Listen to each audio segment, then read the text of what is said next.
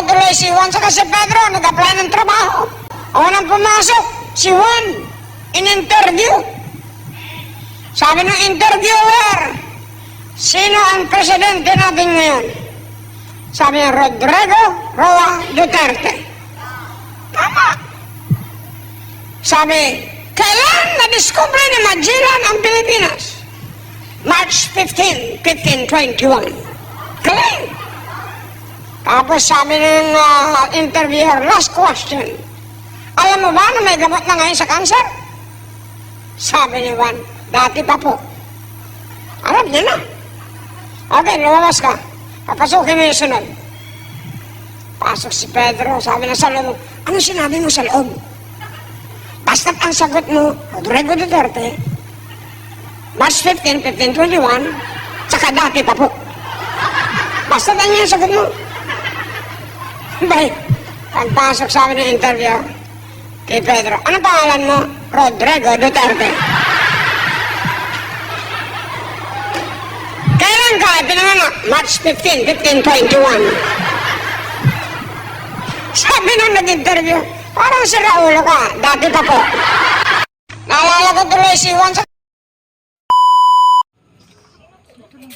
Hindi mo may taas pa pa ganon? Ganon talaga?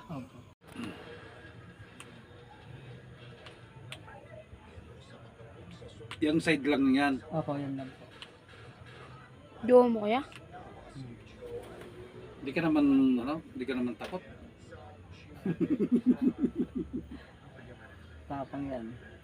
Oo, kaysa yung hindi mo may taas. Oo. Pag nagkalaman yan, Kaya nga, mahirap. yung pag ako nababalian, talagang piniperso ko, binabalik ko sa dati. Tapos pinapailat ko. Dito na harap-harap pa ng kanan po. Pagka, hindi, banda rito ka. Banda rito. Dito. Yan. Pagka, sabihin mo kung kaya ha. Teka lang.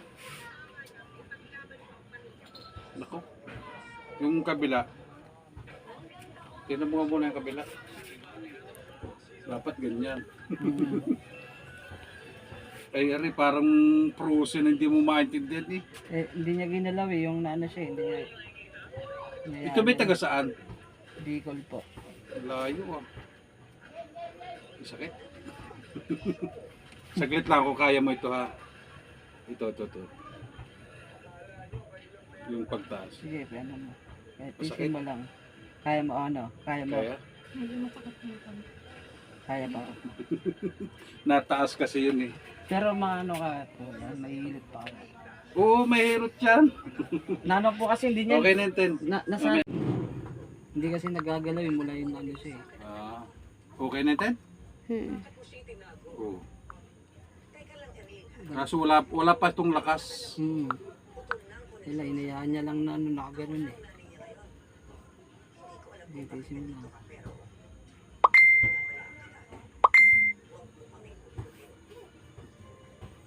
Kailangan lalaro mo rin yan ganyan. Kailangan lagi exercise pataas. O kaya dalawang kamay.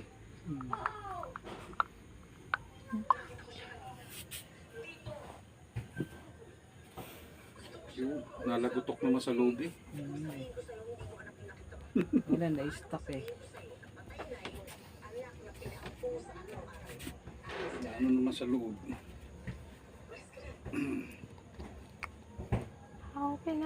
Pero nataas naman ha. Nataas naman. Na-stuck yung ano niya, buto niya, hindi niya na-exercise. Inayaan niya lang nakaganon siya eh. Oo, kung hindi mo inaano yan eh, sabi ko sa iyo, kakaiba ang mga ganun yan.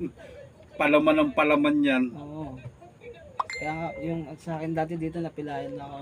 Oo. Nagkalaman, ang sakit eh. Mas masakit pag napilayan. Sakit ko dyan. Kailangan niya.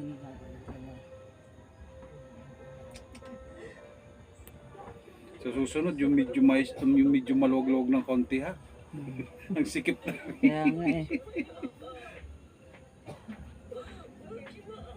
Hindi dahil nagsando ka na lang pala. Sa balikat ka pa ng papilit. Tapos sir, may kuwan ka na unan. Lagyan mo siya ng unan para yung kuwan nito makarelax. Yung lagatok na yun, okay na yun. Tuk. Bumalik. Mm. Kasi ayaw niya iangat eh, kaya hindi na iikot eh.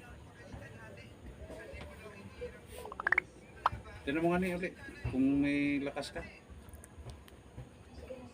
Ano eh, Ganun. pag ganun. Masakit.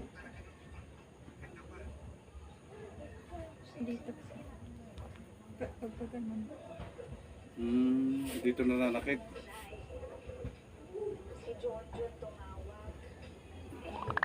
Hanggang dito lang yan sir ha. Baka sabihin mo eh. Hindi, okay lang ito. Diyan, baka mawala yung sakit niya. Iniinda niya kasi. Anuin mo rin to mamaya na ano, ibili mo rin siya ng Omega. Omega. Yung Omega tapos para yung pin niya mabawas-bawasan. Anong gamot to? Omega po? Yung Omega. Omega. Mhm. Ilang, Tapos mag-jacket ka mamaya ha. ito na lang yung jacket. Ilang grams po yung Omega? Hindi, mainit naman